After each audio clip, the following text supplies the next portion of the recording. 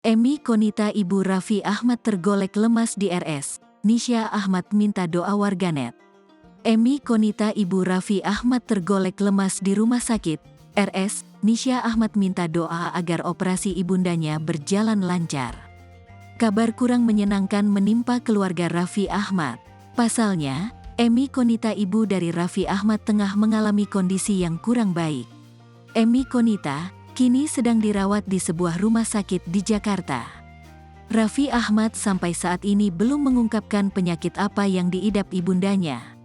Ayah dua anak itu hanya memohon doa untuk kelancaran operasi yang dijalani ibunya pada Rabu, tanggal 16 Februari tahun 2023. Mohon doa untuk Mama @Emi_R_Anita yang mau menjalankan operasi malam ini agar dilancarkan.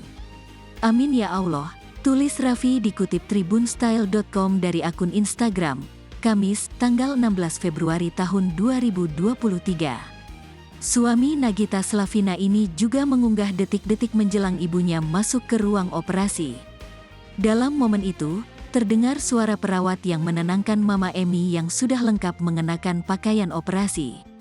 "Kita masuk ya, berdoa ya," kata perawat yang menangani Emi Konita. Dalam unggahan di feed Instagram Raffi Ahmad, nampak dirinya membagikan potret ibunya yang terbaring lemah di rumah sakit. Sementara itu, adik dari Raffi Ahmad, Nisha Ahmad, juga meminta doa agar operasi ibundanya berjalan lancar.